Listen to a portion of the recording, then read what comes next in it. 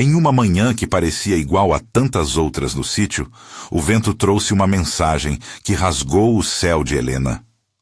O tropeçar de cascos na estrada, ao longe, apareceu primeiro como som. Depois, as vozes se avolumaram. Por fim, a figura do mensageiro, pálida como o papel que trazia, cruzou o portão. Quando a notícia chegou, foi como se a casa inteira tivesse suspirado e não mais recuperasse o fôlego. Joaquim, seu marido, havia sido encontrado morto. Diziam que um acidente, um tropeço, uma queda do cavalo. Mas os olhos de Helena viram algo diferente antes mesmo de entender as palavras. O corpo que amanheceu ali, enrolado em lençóis brancos, parecia ter um peso que a linguagem não alcançava. O velório foi improvisado na sala da casa, a mesma que Joaquim, com mãos calejadas e voz baixa, havia transformado em abrigo para a família. Havia cheiro de alfazema e de cera de vela, fumaça fina subindo, o roçar incessante de insetos no lampião. Mariazinha, com seus 4 anos ainda vivos de alegria, encostou o rosto no braço da mãe, procurando o calor que parecia ter escapado daquela noite. Helena ajeitou o lençol sobre o marido, como quem tece um último gesto de cuidado. Suas mãos não tremiam tanto por fraqueza, quanto por um silêncio que parecia exigir respeito. Como se cada tremor adulto fosse um insulto àquilo que se perdia. As pessoas da vizinhança foram chegando aos poucos, com passos medidos. Padre Mateus apareceu com o rosto marcado pela compaixão. Não trouxe condescendência, trouxe um olhar que dizia que permanecer seria um dever. A família de Joaquim, porém, chegou com outro tipo de gravidade. Olhos duros, palavras medidas e um documento na mão do escrivão. O texto daquelas linhas, lido em voz alta entre o sussurro das velas, trouxe um segundo golpe. Havia um registro. Haviam declarações que, como pedras, separavam Helena do pouco que tinha. Cunhados que deviam proteger, tornaram-se juízes sumários. E quando a campainha final bateu, não de metal, mas de intenção, ficou claro que a casa não seria mais dela. Naquela tarde, enquanto o sol descia rosado sobre os montes, Helena olhou para os cantos de sua casa, como se procurasse nos móveis algum traço de seu marido que pudesse ser devolvido. O carpinteiro que Joaquim fora havia deixado uma pequena caixa com o nome dela, talhado à faca. Dentro, uma pena de escrever, algumas folhas amassadas e um pedaço de couro com anotações. Eram fragmentos do homem que ela amou, traços de pensamentos, mapas de tarefas, registros de contas e um esboço de planta da terra. Mais que objetos, eram provas silenciosas de uma vida que não deveria simplesmente ser arrancada.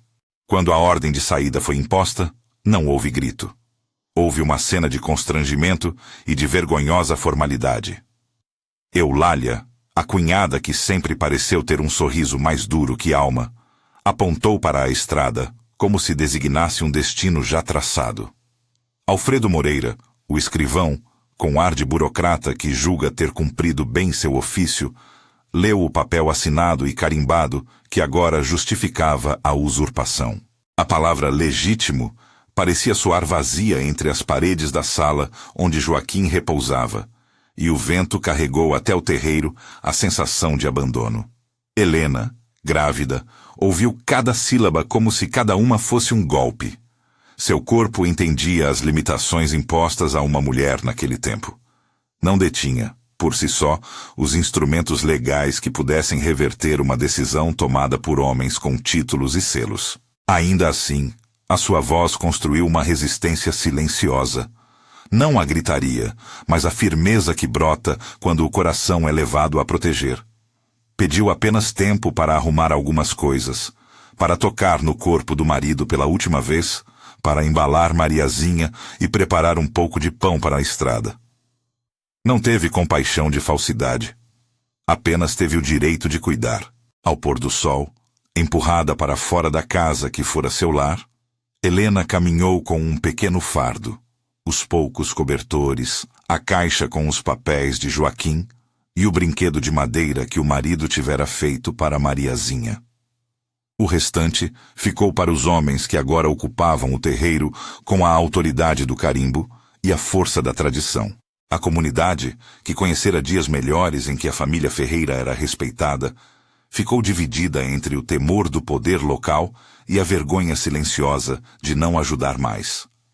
Padre Mateus ofertou um pão, uma bênção e a promessa de que rezaria por justiça, mas sabiam ambos que orações, por amorosas que fossem, pouco pesavam diante de um documento bem assinado.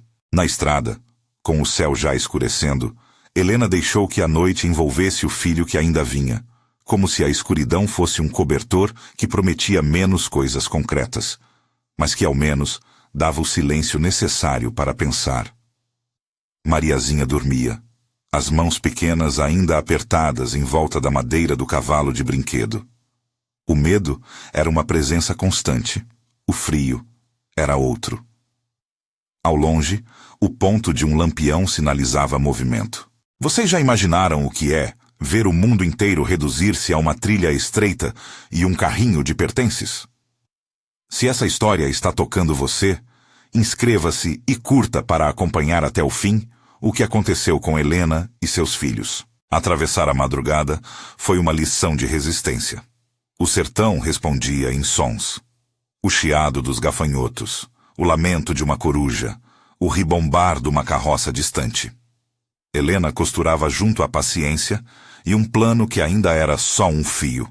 Chegar a uma fazenda conhecida, onde uma tia distante talvez pudesse oferecer abrigo temporário. Não havia, contudo, garantias. De vez em quando, ela punha a mão sobre a barriga e falava baixo, como se a criança pudesse compreender, e dizia que ali, naquela estrada, havia de haver um modo de viver para eles que não fosse apenas sobreviver.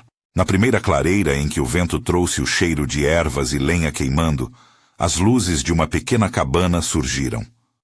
A construção era modesta, com paredes de taipa, um telhado de sapé e uma chaminé que exalava um odor de ervas secas.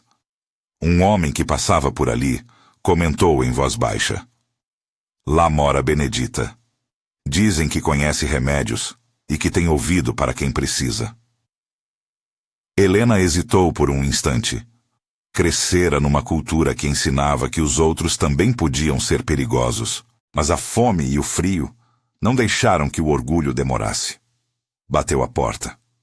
A mulher que abriu era baixa, curvada pelo tempo, com um rosto sulcado de linhas que contavam mais do que qualquer palavra.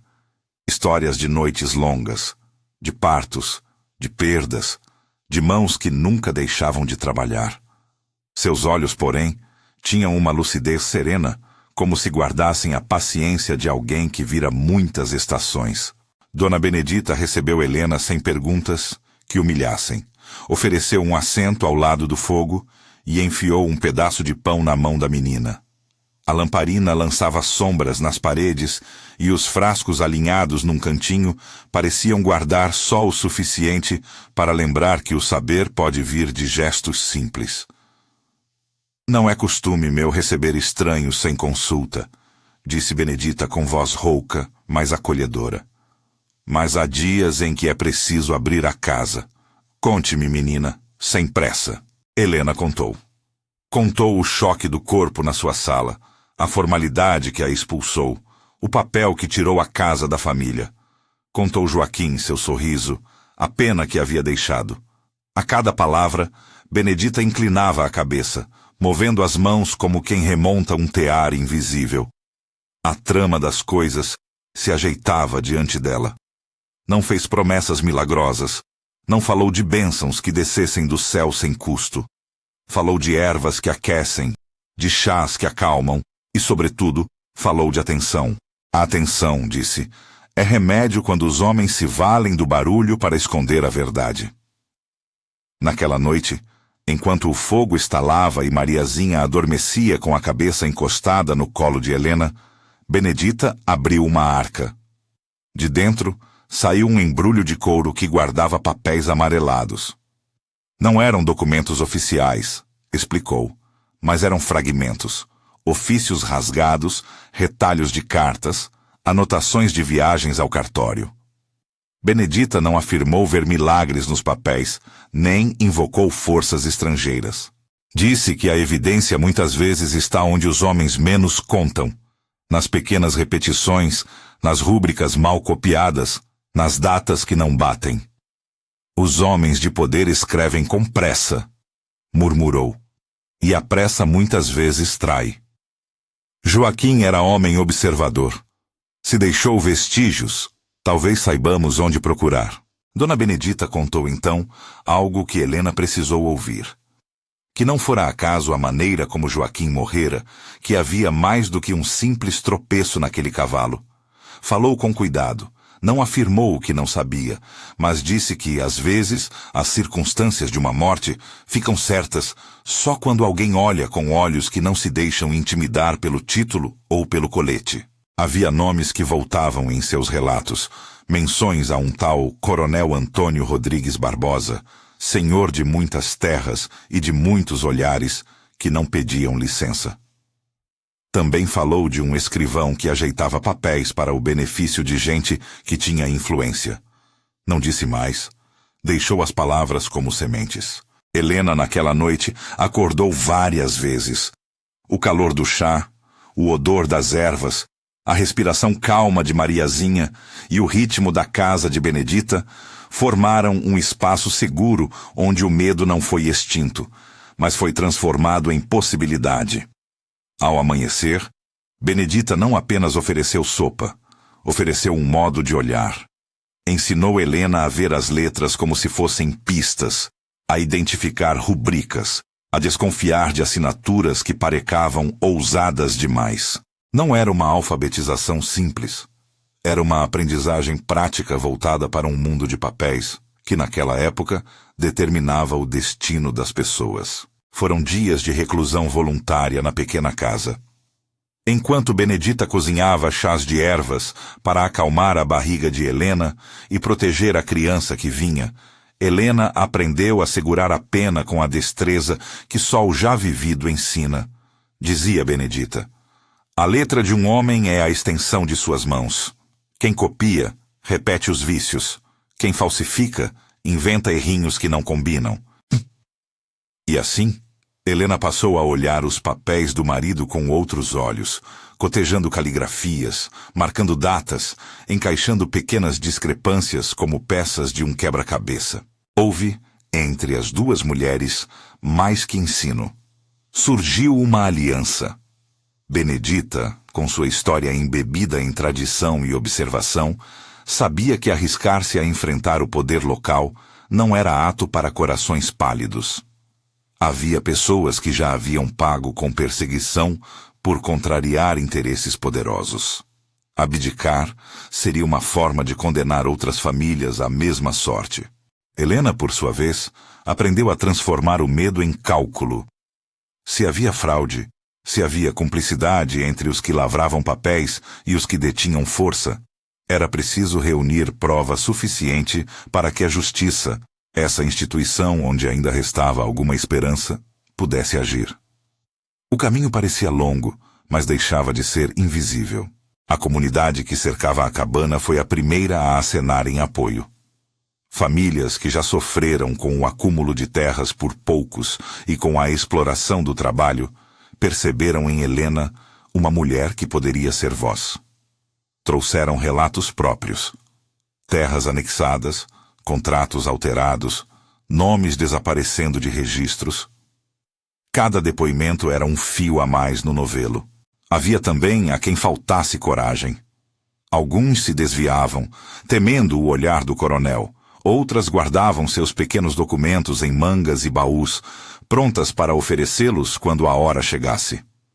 A solidariedade naquela região havia de se ocultar às vezes para sobreviver, mas existia. Num dia de céu claro, Benedita e Helena foram ao sítio onde Joaquim costumara guardar ferramentas e pequenos papéis.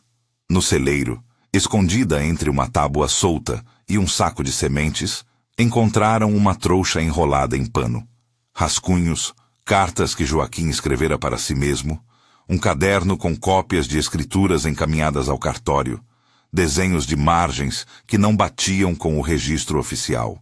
Um pedaço de papel continha, em sua caligrafia firme, notas sobre pagamentos feitos ao escrivão e referências a nomes que antes pareciam irrelevantes.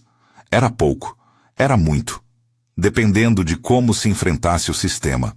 O primeiro gesto de Helena, ao segurar aqueles papéis, foi de raiva contida. Em seguida veio a determinação. Ao lado de Mariazinha, que folheava com dedos curiosos um velho folheto de folclore que encontraram num baú, ela entendeu que o amor pelos filhos era a argamassa de sua coragem. Não lutava apenas pelo que lhe fora tirado, mas para que Mariazinha e o que viesse depois, o menino a caminho, tivessem um lugar onde ser gente sem medo. Em silêncio, beijou a testa do marido e fez uma promessa. Voltarei a ter nossa terra. Os dias seguintes foram de arcos de trabalho.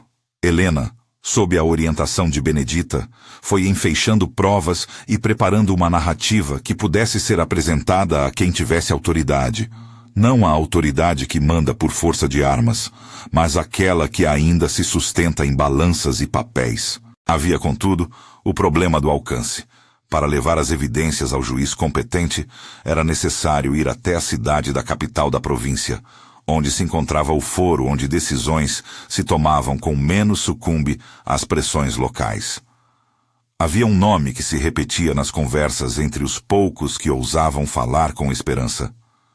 Dr. Firmino Alves, um magistrado de reputação íntegra, conhecido por ouvir causas do interior com atenção e, às vezes, contrariar os poderosos. A viagem seria longa e perigosa para uma mulher só, grávida e com uma filha pequena a tiracolo. Foi aí que Benedita mostrou outra faceta além do saber: a capacidade de organizar redes. Conhecia uma costureira que faria um capuz para a menina, um carroceiro que toparia levar as mulheres por parte do caminho por algum pagamento adiantado. Um velho amigo em um vilarejo no caminho que poderia oferecer um atalho menos vigiado. E mais importante, Benedita sabia quem podia testemunhar, quem guardava documentos e quem não tinha mais medo de falar. Mas o processo de deslocamento exigia cautela. O coronel, homem de influência e de olhos que mediam os próximos passos como se fossem peças de xadrez, tinha capangas e aliados. O escrivão Alfredo, embora menos vistoso, sabia onde as canetas alheias vacilavam e onde os contratos podiam ser reescritos. Havia denúncias, havia riscos. A palavra retaliação passou a rondar as conversas como uma sombra, mas a sombra não era suficiente para calar a determinação que nascia em Helena. Enquanto preparavam a fuga para a capital, houve momentos de ternura que lembraram o que estava em jogo. Mariazinha quis saber por que o pai não voltara para brincar de empilhar barro. Helena contou, com a verdade necessária à infância, que o pai estava dormindo num lugar onde o corpo precisava de silêncio, mas que ela cuidaria para que suas histórias continuassem. Bebeu do colo da menina mais do que afeto, bebeu coragem. E, numa manhã em que o orvalho ainda brilhava nas folhas do quintal, sentiu uma contração que a fez sentar com cuidado. Benedita, com mãos experientes, preparou um chá, ajustou o fardo e sorriu com firmeza. A vida é teimosa, minha filha. Nasce mais firme nas estradas. Helena riu, não por humor, mas por um reconhecimento profundo. A vida seguiria, mesmo que os caminhos fossem difíceis. A aliança se fortaleceu numa pequena assembleia noturna, onde as poucas testemunhas se reuniram sob a luz trêmula de um lampião no quintal da cabana. Havia homens que contaram como o coronel adquirira terras de vizinhos sofridos, como conduzia os processos com uma mão pesada. Mulheres que revelaram como o escrivão pegara pagamento por registrar termos que favoreciam sempre os mesmos. Trabalhadores que falaram de pressões e ameaças. Cada voz que se elevava não era apenas queixa. Era um fio a mais para a rede. A coragem então passou a transbordar dos dois lados. Benedita, com sua prática, e Helena, com seu fervor maternal e sua recém-descoberta capacidade de ler o mundo dos papéis. Mas a proximidade do plano despertou também sinais de alerta. Um cavaleiro apareceu mais vezes à beira da estrada do que o costume permitia. Uma besta puxando carroça fazia rondas pelo caminho contrário. Os rumores chegaram à cidade. A viúva quer a fazenda de volta. O dizer das coisas no interior é arma tão potente quanto o canhão. A notícia plantou receios em quem poderia ter ajudado e fez também com que os opressores aperfeiçoassem seus entorpecimentos.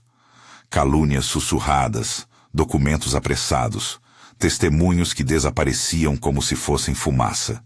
Numa manhã antes da partida, ao arrumar os poucos mantimentos, Helena encontrou dentro da trouxa do marido uma carta sem envelope, dobrada com pressa. Era uma anotação de Joaquim, manuscrita com o cuidado de quem prepara algo para tempos difíceis. Referências a nomes, uma frase sublinhada num canto, "Guarde até ser hora", e um pequeno mapa de como os campos eram demarcados por marcos naturais. Aquela nota tornou-se, para Helena, um talismã. Ela a guardou junto ao peito e sentiu que nesse gesto havia tanto luto quanto promessa. No dia em que partiram, o céu estava claro e o ar cheirava a terra molhada. Mariazinha segurava a mão da mãe com força. Benedita trazia na cabeça um saco com ervas e na alma a firmeza de quem já tantas vezes arrumou malas com esperanças. Ao dobrarem a última curva que deixava a cidade pequena para trás, Helena olhou pela última vez para o que fora o lar e jurou em silêncio que voltaria. Não por vingança nem por rancor, mas por justiça. O caminhar lento, com pausas para atar um furo no carroção, para abrigar Mariazinha do sol, transformou-se num rito de passagem. E foi na parte do caminho em que a estrada se estreitava entre dois muros de arbustos que um cavaleiro surgiu, vindo em direção oposta. Por um instante, o coração de Helena acelerou como se pudesse escutar cada batida. O homem ergueu a mão num gesto curto. Não era hostil, mas trazia uma carta amassada nas mãos. Ele parou à distância e a entregou sem palavras. Benedita desdobrou o papel. Era um bilhete assinado pelo coronel. Havia nela uma mistura de sarcasmo e aviso.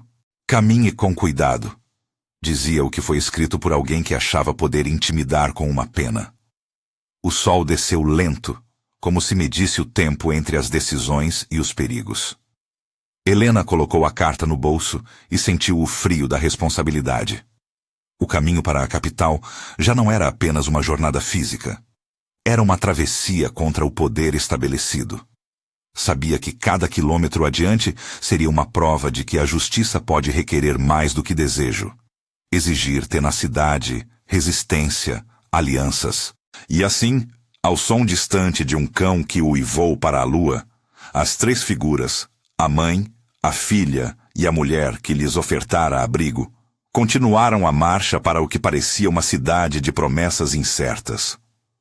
Os campos se estendiam, as silhuetas das árvores desenhavam sombras longas, e a noite começou a conspirar para que os passos fossem cautelosos. Havia uma sensação no ar que anunciava que o verdadeiro confronto não estava apenas nas palavras do papel, mas nas decisões que viriam. Quem falaria nos tribunais, que provas seriam aceitas, e se as vozes dos humildes alcançariam um juiz capaz de ouvir. Antes de apagar o lampião no carroção e deitar-se sob o céu, Helena puxou Mariazinha para perto e contou uma história curta que Joaquim costumava narrar sobre uma semente que, jogada na terra, enfrentava a seca e tornava-se árvore. A menina dormiu com um sorriso débil, e a mãe ficou olhando as estrelas como se procurasse nelas braços que lhe servissem de consolo. Benedita cochilou por fim sob um poncho, com as mãos juntas sobre o peito. Lá fora, a estrada pedia vigilância, e o destino aguardava com paciência. Lá fora, a estrada pedia vigilância, e o destino aguardava com paciência. O carroção seguia, rangendo, entre colinas baixas e pastagens ralas, enquanto o sol subia, tímido, por trás de uma névoa baixa. A capital aparecia como promessa e ameaça. telhados de telha vermelha, uma igreja cujo sino se distinguiu antes mesmo que a cidade se tornasse visível, fumaça de padaria e negociações nos portões do mercado.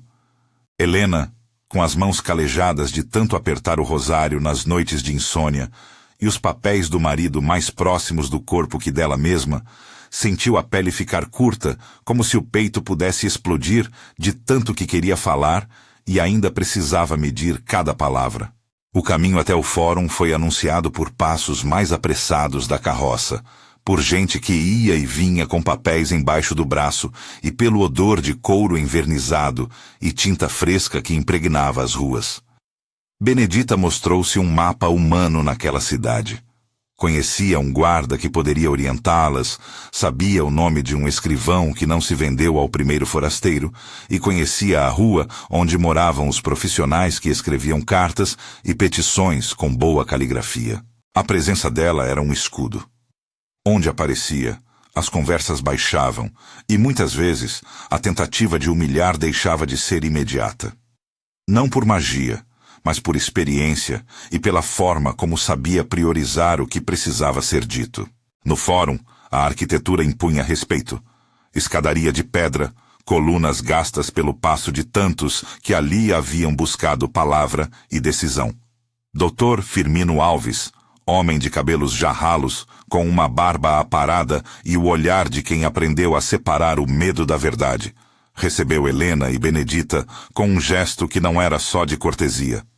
Escutou a história sem pressa, olhou os papéis puxados da trouxa de Joaquim e pediu que contassem tudo novamente. Havia um cuidado em suas perguntas, um desejo evidente de compreender, não só as linhas datilografadas dos registros, mas o modo como a vida daqueles que eram pobres se enredara com documentos e interesses alheios. Senhorita Helena, disse ele, depois de ler em voz baixa algumas linhas, a lei protege quem a busca de boa fé, mas sei que o caminho do campo até estas cortes é cheio de pedras. Não prometo atalhos, mas garanto que a verdade, quando bem mostrada, tem força. A promessa de Dr. Firmino trouxe alento, mas também a consciência de que precisariam armar um caso sólido. Provas escritas, testemunhas dispostas a depor, alguém que atestasse a identidade da escrita de Joaquim e, principalmente, um indício convincente de que a morte não fora acidente. Era preciso mais do que coragem. Era preciso técnica. Ali, a parceria se fez com novos rostos. Um tabelião de boa fama, que concordou em examinar as escrituras comparadas, um perito, homem culto que fazia análises grafotécnicas em casos que subiam da província, e algumas pessoas da vila, dispostas a colocar seus nomes para depor. A expectativa de algumas semanas transformou-se em uma rotina nova. Ao amanhecer, Benedita e Helena iam ao cartório. Ao meio-dia, às vezes, se revezavam para encontrar testemunhas. E à noite, contavam o que encontravam em voz alta para ordenar fatos que, do contrário, se fragmentavam na memória do labor. Quando Joaquim Júnior nasceu, em uma madrugada de chuva fina, o choro do menino trouxe um nó de esperança que ninguém naquela casa tentou desatar às pressas. O menino, pequeno e vermelho, foi recebido como promessa e lembrança. Mariazinha, num canto do que agora servia de quarto temporário, pousou os dedos com cuidado na mão do irmão recém-nascido, como quem reconhece um laço invisível que a juntaria aos dois para sempre. Helena sentiu o corpo fragilizado pela recente expulsão e pelo trabalho feito, e ali, junto ao berço improvisado, prometeu aos filhos que faria da justiça um caminho que não fosse só para si. As primeiras sessões no fórum não foram fáceis. Os advogados do coronel, homens de trajes escuros e modos corteses, apareceram cheios de documentos e de argumentos que procuravam, sobretudo, reduzir a narrativa de Helena àquilo que lhes convinha. Um luto que confundira, um processo cheio de equívocos. Procuraram por brechas, por qualquer X que pudesse negar a abertura de investigação. Alfredo Moreira, o escrivão cúmplice, mantinha silêncio ou notas moles quando era chamado. Alguns aliados do coronel tentaram sugerir que os papéis encontrados no celeiro eram fruto de invenção pós-fato. O juiz, do alto de sua toga, chamou ordem, pediu que as provas fossem apresentadas com clareza e ditou um calendário de diligências. Foi quando Benedita e Helena, com a ajuda do perito, iniciaram a peça decisiva, a análise comparativa. O perito, homem de cabelo ralo e olhos vivos, explicou, em termos simples que Helena pôde entender, que a caligrafia guarda idiosincrasias, uma foma de subir a letra, um traço exagerado, um ponto que aparece sempre em lugar onde não se espera. Ele alinhou, em uma mesa do fórum, páginas do caderno de Joaquim, pequenos trechos dos documentos lavrados no cartório e assinaturas do coronel que haviam sido lançadas anos antes. Ao comparar os traços, destacou discrepâncias nas datas, na pressão do traço e a presença de um erro repetido que, para um olhar treinado, soava como a assinatura de alguém que tentara imitar. Mas não afirmo que se trata de falsificação por arte e engenho, explicou ele, com a cautela técnica de quem evita o absoluto. Mas estes sinais, confrontados com as anotações de Joaquim e com os registros de pagamento a Alfredo, compõem uma narrativa que exige resposta. Não é prova de assassinato por si só, mas é ponte para uma investigação mais profunda. Começaram então a trazer testemunhas das vilas. Homens que tinham medo de falar antes compareceram ao tribunal com mãos suadas e contaram o que sabiam. Pagamentos feitos em noite fechada ao escrivão, promessas de proteção a um coronel que não costumava ouvir não, contratos que mudaram os nomes das margens. Uma senhorinha, que antes temera as represálias, descreveu em voz sacramental como o coronel havia persuadido um grupo de lavradores a vender fracionado por um preço vil. A fala dela, tremida e firme, abriu fissuras no invólucro do silêncio que protegia os poderosos. Ainda assim, os riscos não cessaram fora do fórum. Helena recebeu cartas anônimas, ameaças veladas foram pintadas nas paredes de sua casa provisória, e em uma noite, uma carroça passou devagar em frente à cabana de Benedita, fazendo um barulho que se repetiu por horas. Não houve violência direta, mas a mensagem era clara. Se forçassem demais, haveria resposta. Benedita não se calou. Fez o que sabia. Levou as crianças para um lugar seguro, costurou capuzes e embrulhos para que os documentos não ficassem à vista. E, sobretudo, manteve a ordem simples da vida. Pão, chá, histórias. Em suas palavras havia coragem, e não fanfarronice. A continuidade do processo exigiu ainda algo que Helena poucos imaginariam um dia obter. A colaboração de alguém do círculo íntimo do próprio coronel. Foi um trabalhador que, ao sentir a pressão da consciência e do peso de tanto tempo calado, procurou o escritório do advogado de Helena e, à margem, deixou um envelope contendo um único documento. Uma carta escrita com pressa, onde o coronel conversava com alguém sobre a necessidade de acertar papéis e sobre pagamento ao escrivão por serviço prestado. A carta não era prova do homicídio, mas colocava o coronel no centro de um esquema de grilagem. Quando Benedita e Helena apresentaram aquilo ao juiz, as peças do quebra-cabeça começaram a se ajustar. A etapa seguinte foi dolorosa e ao mesmo tempo decisiva: intimar o coronel para depor. Ele apareceu ao tribunal com a mesma postura de sempre, o peito estufado, a voz grave e um casaco pesado que parecia pedir respeito. A sala de audiências encheu-se de murmúrios. Os advogados do coronel tentaram retardar o depoimento, abrir discussões técnicas e impugnar documentos com recursos que, para Helena, soavam como tentativa de afogar a verdade em gramática jurídica.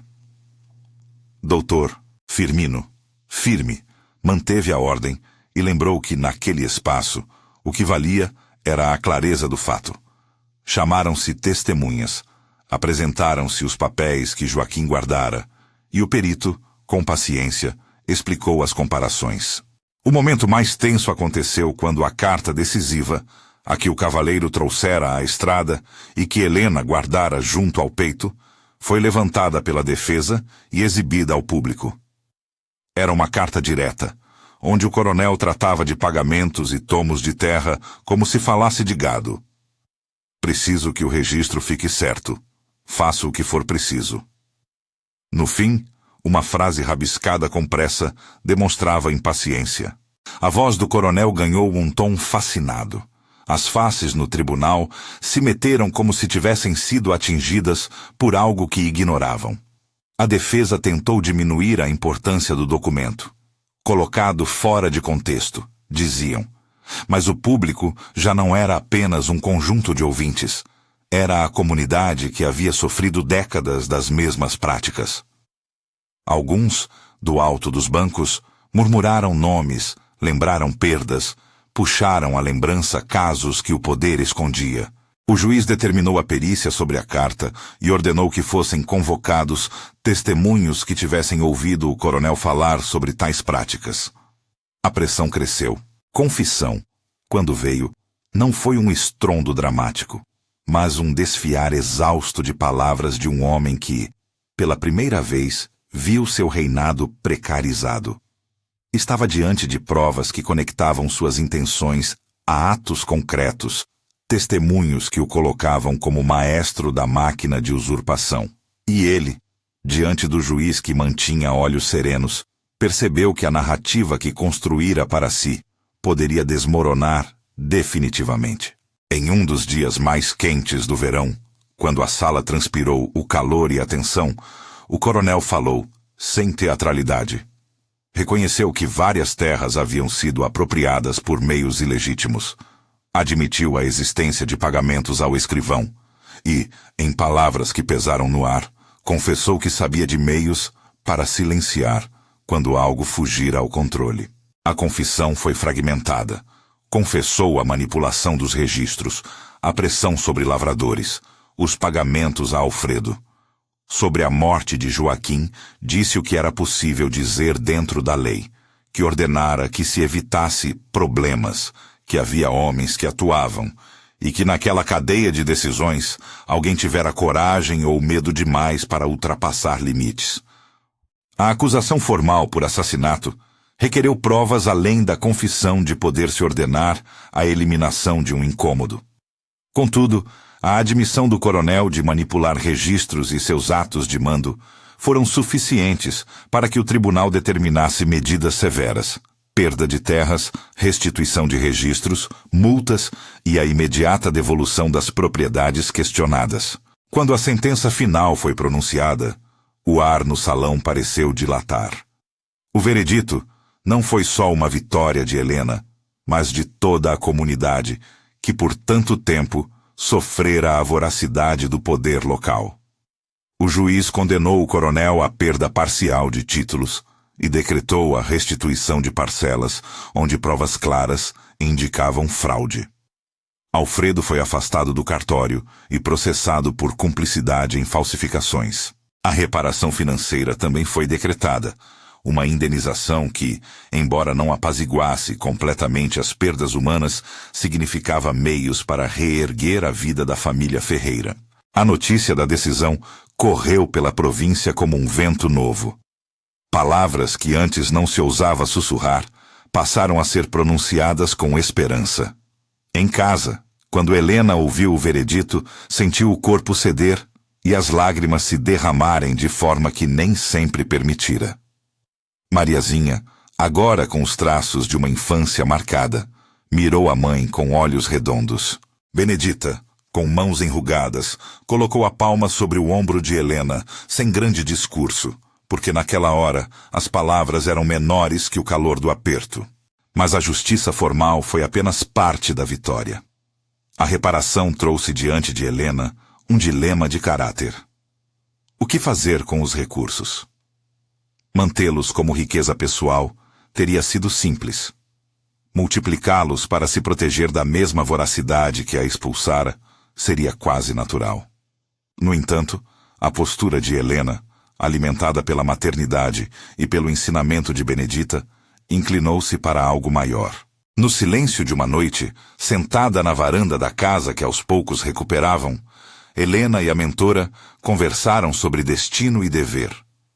A decisão tomada por Helena foi clara e firme. Parte da indenização serviria para garantir segurança à família. Outra parte seria destinada a reparar as injustiças vividas por vizinhos e a erguer uma instituição que pudesse plantar conhecimento nas futuras gerações. Durante os anos que seguiram, a fazenda foi comprada de volta aos poucos, com contratos feitos de modo transparente e com a presença de testemunhas da comunidade. Helena, que aprendera a ler papéis e a distinguir assinaturas, cuidou para que cada escritura fosse redigida com clareza, com prazo e com condições de trabalho justas. Substituiu a lógica do moeda fácil e do assalariamento ilíquido por acordos que, embora simples, asseguravam direitos básicos, moradia, parte da colheita ao trabalhador e horários que respeitassem o ciclo das famílias. Não foram reformas arrojadas, mas foram transformações que enalteceram dignidade e criaram confiança. A escola que Helena decidiu erguer nasceu de uma necessidade imediata: dar às crianças do lugar chances que ela julgava essenciais: leitura, contas, noções de cidadania. Não foi obra de ninguém em particular. Foi um esforço coletivo. Benedita liderou a arrumação do espaço. Vizinhos doaram tábuas.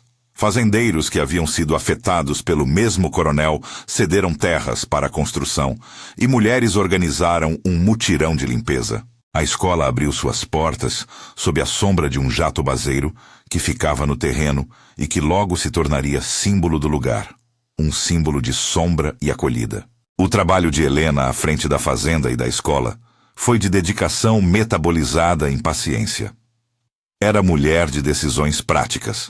Estabeleceu reuniões mensais com representantes dos trabalhadores, instituiu um pequeno fundo de reserva para as emergências e tratou pessoalmente dos contratos. Ensinou aos filhos, primeiro Mariazinha, que cresceu com os olhos de quem vira o mundo sacudido, a importância de justiça aplicada, e a Joaquim Júnior, que mostrava desde pequeno um tino para as palavras e uma paciência para ouvir, ofereceu livros que juntara aos poucos. E com o tempo, o menino aprendeu a ler direito, compreender os termos e a pensar sobre leis. Mariazinha cresceu e, com a doçura que sempre trazera, tornou-se professora da escola. Levava às crianças narrativas e cantigas, ensinando-lhes a reconhecer a própria língua e a história da comunidade. Em dias em que contava à turma a história da semente teimosa que Joaquim lhes contara, a sala escutava em silêncio. Os olhos dela tinham a mesma ternura de outrora, e quando falava das dificuldades, ajeitava o tom para que os pequenos percebessem que a solução é tecida com coragem e trabalho. Joaquim Júnior, por sua vez, cresceu observando o corre-corre do fórum e a fala calma de sua mãe diante de papéis. Quando foi possível, Helena o levou a Dr. Firmino para que o magistrado mostrasse livros e explicasse, em linguagem simples, o funcionamento da corte. O menino cresceu com o desejo de entender como a palavra poderia virar regra e como regras bem feitas poderiam proteger os pequenos. Tornou-se advogado, primeiro por formação rústica e depois por estudo formal, e mais tarde desempenhou o papel de destaque, ajudando outros de sua terra a defender direitos. Com o tempo, quando a justiça local necessitou de mão firme e coração íntegro, Joaquim Júnior ocupou cargo que o levou a moderar conflitos e a evitar que o velho esquema de grilagem renascesse. Dona Benedita viveu o suficiente para testemunhar parte dessa colheita. Não foi uma súbita ascensão. Foram anos de cuidado, de ver as safras se organizarem de outra maneira, ver crianças aprenderem a ler e, sobretudo, sentir que seu trabalho de ensinar e orientar não fora em vão. Envelheceu com a mesma serenidade que tivera quando conhecera Helena, e sua morte, discreta, sob a copa do jatobazeiro que já abrigava as crianças no recreio, foi recebida com a emoção que se tem por quem dedicou a vida ao cuidado dos outros.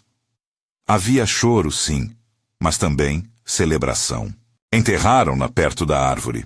E Helena trouxe flores simples, não por costume, mas por reconhecimento de que a vida da sua família e de muitas outras levava traços daquela mulher de mãos calejadas e olhos firmes. A fazenda aos poucos transformou-se. O terreiro deixou de ser local de constrição para se tornar lugar de trabalho organizado.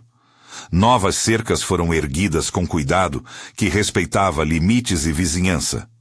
Um pequeno regimento de trabalho foi acordado entre proprietários e trabalhadores.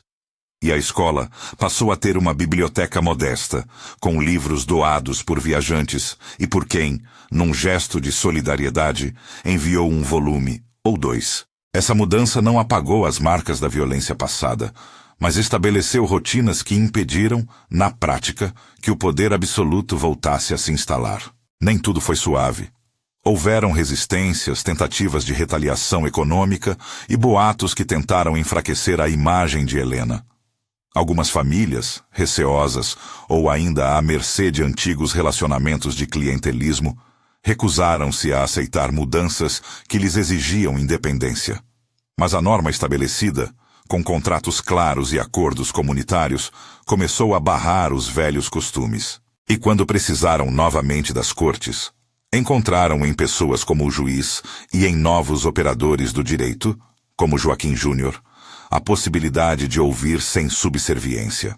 A história de Helena e da vidente tornou-se, com o tempo, referência. As pessoas vinham de vilas vizinhas para ver como se organizava a escola, para aprender métodos de escrita e leitura de papéis, e para aprender a construir contratos simples. Em rodas de conversa, muitas crianças ouviram o relato de como uma mulher, expulsa e grávida, encontrou uma mentora e transformou seu desespero em algo maior. A narrativa foi contada com variações. Às vezes, enfatizava a coragem de Helena, outras vezes, a sabedoria prática de Benedita. Mas o sentido comum era o mesmo. Quando há união e conhecimento, as estruturas de dominação tornam-se mais frágeis. Anos depois, em um dia de colheita, Helena foi convidada a falar em frente à escola. Tinha os cabelos brancos como o capim seco e o rosto marcado pelos tantos sóis e pela inquietação que a sustentara. Entre os presentes estavam antigos vizinhos, famílias que haviam regressado à terra e alguns dos que outrora apoiaram o coronel. Ela olhou para as crianças que corriam ao redor, para Mariazinha que esboçava um sorriso de professora orgulhosa e para Joaquim Júnior, que homem agora sustentava o olhar da mãe com respeito. Falou pouco, porque as palavras que mais valiam estavam nos gestos, nas fileiras de livros, no tanque de lavar que abastecia a casa dos trabalhadores, na horta comunitária que nascera de um esforço coletivo. Na sua fala, Helena contou como aprendera que justiça é obra lenta, feita de passos pequenos e firmes.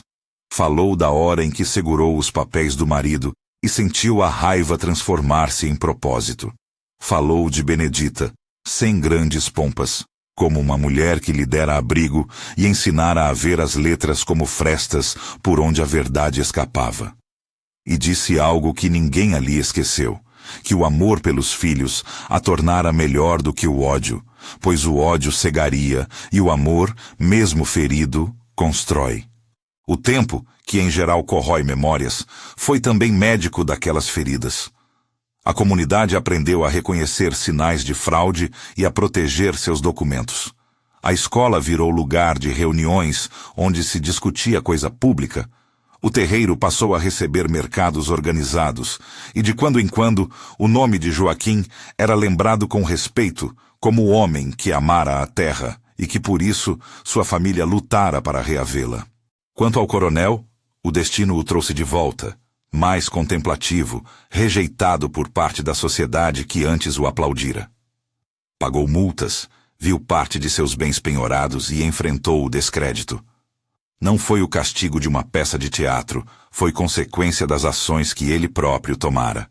A confissão e as sanções não o tornaram o personagem principal da história. Tornaram-se aviso.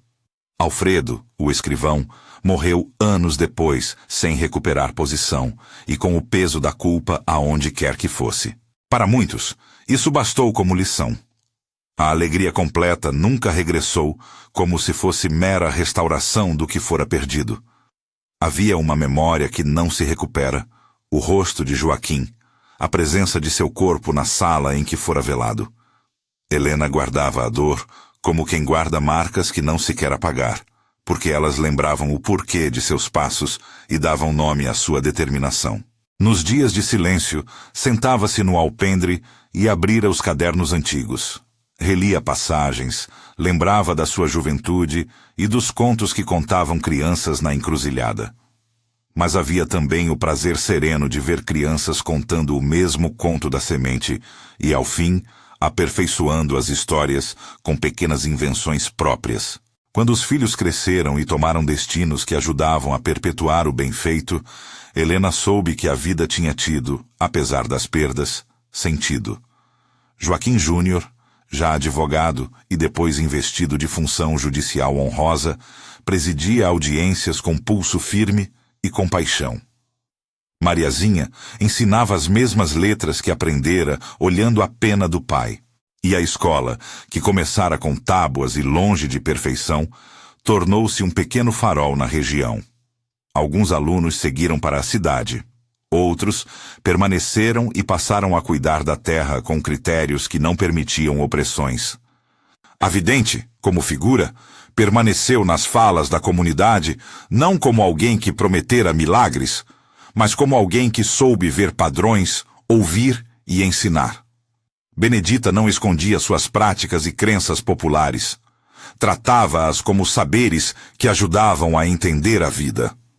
Nunca se afirmou messiânica.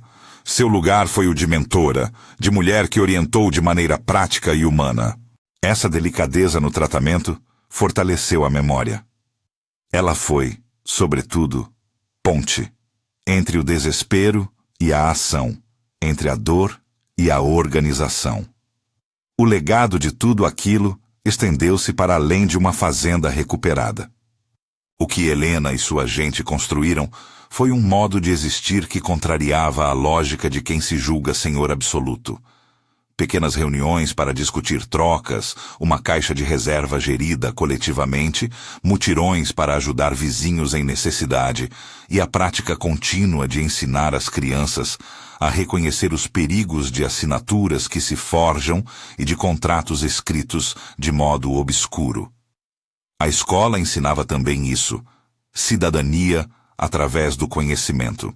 Nos últimos anos da vida de Helena, quando as mãos já lhe tremiam mais e a memória exigia cuidados noturnos, vinha sentar sob o jatobazeiro e observar as crianças que corriam no terreiro.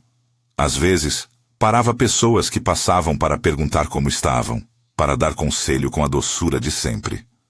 O rosto marcava a serenidade de quem fez o que podia com o que tinha. Ao seu lado, a lápide de Benedita, coberta de musgo nas bordas, ainda se lia com respeito.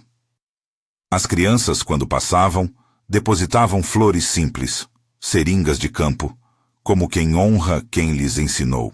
Numa tarde em que o céu ameaçou chuva e o cheiro de terra molhada encheu o ar, Helena recebeu uma carta de um amigo distante. Notícia de que, em uma cidade fronteiriça, novos modelos de gestão de terras inspirados em experiências como a dela começavam a surgir. Sorria ao verificar que a ideia plantada não ficara só em seu povoado. Era semente que germinava longe. Ainda havia muito a ser feito. Ainda havia quem precisasse de ajuda. Mas a vida já tinha outro ritmo. Não mais de quem corre para salvar o que resta, mas de quem planeja para que o futuro não deixe espaço para as mesmas injustiças. Na sua última visita ao fórum, para acompanhar um caso de vizinhos que, por desinformação, estavam a ponto de assinar contratos lesivos, Helena entrou com passos lentos. Encontrou Joaquim Júnior à frente de uma mesa e, quando ele a viu, ergueu-se com um sorriso que era mistura de trabalho e respeito profundo. O diálogo que se seguiu foi curto e afetuoso. Ele agradeceu a tudo que aprendera, olhando as páginas que o pai deixara e a tudo que a mãe ensinara sobre firmeza. Ela, com voz que a experiência afinara, falou do orgulho que sentia por vê-lo ali. Quando a morte veio, amistosa e sem estardalhaço, Helena teve tempo de ver Mariazinha em volta do leito, de murmurarem canções antigas e de se despedirem com a paz de quem cumprira a missão. Enterraram-na com modéstia, mas com a dignidade merecida, junto ao mesmo jatobazeiro que acolhera Benedita. As pessoas vieram em número modesto e verdadeiro. Alguns que ela ajudara, pessoas que aprenderam a ler graças à escola, homens e mulheres que trabalhavam na fazenda e que ela tratara com justiça. Havia choro, claro, mas também risos que lembravam contos e vivências compartilhadas. O tempo, então, fez o que costuma. Transformou o acontecido em memória. Essa memória, porém, guardou o que fez de melhor. A lição de que mesmo no século em que mulheres periféricas tinham voz limitada, a coragem de uma viúva, auxiliada por uma mentora de sabedoria popular, pode iniciar uma cadeia de mudanças que ecoam por gerações. A vidente trouxe esperança e transformação, não com promessas milagrosas, mas com conhecimento, coragem e a arte de transformar medo em ação. E foram justamente essas qualidades, somadas à força maternal de Helena, que reordenaram uma parte do mundo ao seu redor. Hoje, a escola ainda existe. A fazenda, com gerações de trabalhadores mais respeitados, produz não apenas alimentos, mas exemplos. Os livros na biblioteca têm marcas de dedos de crianças que cresceram ali e que agora, alguns, ensinam outros. O nome de Helena é lembrado nas famílias. Mas mais do que lembrança, habitou-se um modo de viver. Mais justo, mais aberto ao diálogo, menos submisso ao arbítrio. E a história delas, da viúva, dos filhos, da vidente, segue sendo contada sempre que há necessidade de lembrar que a mudança começa com um passo pequeno, acompanhado de aliados leais. Se esta história tocou você, deixe um comentário contando o que faria no lugar de Helena. Compartilhe com alguém que precisa ouvir sobre coragem e esperança. E confira o próximo vídeo para ouvir outra narrativa que mostra como pessoas comuns remodelam o mundo quando decidem agir com justiça.